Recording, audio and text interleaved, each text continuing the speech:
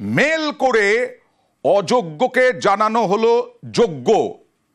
চাকরি দুর্নীতিতে আরও তথ্য ফাঁস। মেল করে 12 লাখি চাকরির দরে ডিরেক্ট মেল করে অযোগ্যকে জানানো হলো যোগ্য, অযোগ্যকে জানানো হলো টেট উত্তীর্ণ।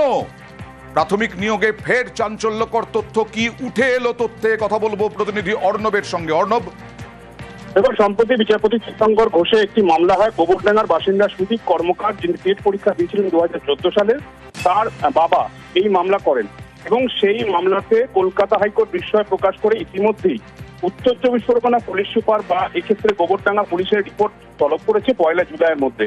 কিন্তু সব থেকে যেটা চাঞ্চল্যকর বিষয়, এই মামলায় দেখা যায় যে 2022 সালের 28 এপ্রিল বিকেল 4:19 বা 18 নাগাদ রাজ্যের প্রাথমিক শিক্ষা পর্ষদের সচিবের ইমেল আইডি থেকে মেল যাচ্ছে এই টেট পরীক্ষার্থীর কাছে। সে নিজে জানতো খুব ফেল করেছে।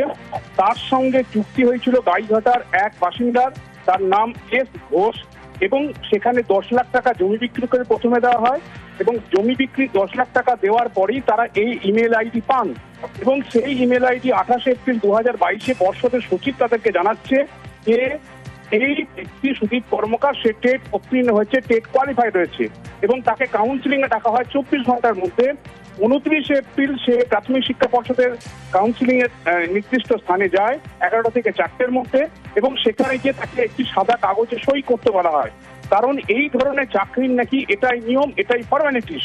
এবং সই করে আসার পরেও যখন সে চাকরি পায় না তখন জানায় আরো 2 লক্ষ টাকা লাগবে, 10-এর পর আরো 2 লক্ষ টাকা লাগলে তার হাতে হাতে নিয়োগপত্র পৌঁছে যাবে।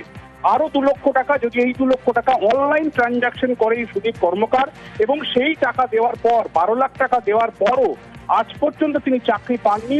তিনি যখন পর্ষদের অফিসে বা বিভিন্ন জায়গায় যোগাযোগ করেন কার্যত গাধা কাটায় এবং এই 12 লাখ টাকার দরে চাকরি বিক্রির সওদা হয়।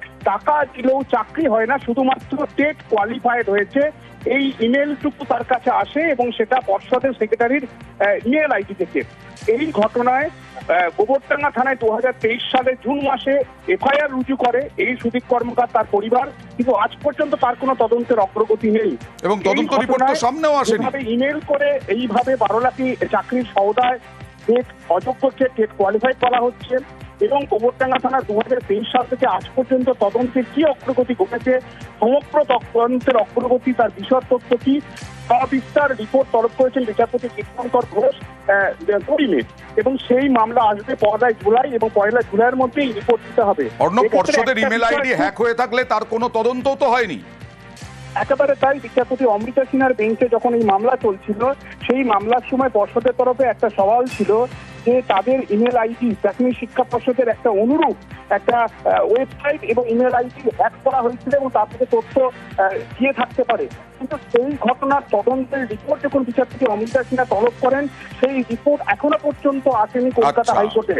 কাজে আদৌ ইমেল আইডি হ্যাক হয়েছিল কিনা, নাকি নির্দিষ্ট এজেন্ট ধরে ধরে এই ধরনের ইমেল আইডি ব্যবহার করে কার্যত একটা বাজার তৈরি করা হয়েছিল চাকরি বিক্রির, যার ফাঁদে হয়তো এই সুদীপ কর্মকার গোবরডাঙ্গার বাসিন্দা করেছিলেন, যে ফাঁদ থেকে তিনি মুক্তি চাইছেন। তাই আপাতত এই রিপোর্ট তলব করা হয়েছে উত্তর চব্বিশ পরগনা পুলিশের কাছ থেকে বিচারপতি চিত্তঙ্কর ঘোষের নির্দেশে।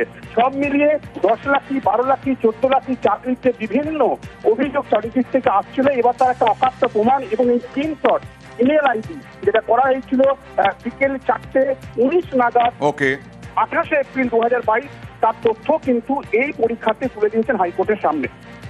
আরো বিস্ফোরক কি কি উঠে আসে 1 জুলাই, সেই দিকেই এখন দেখার, সেইটাই।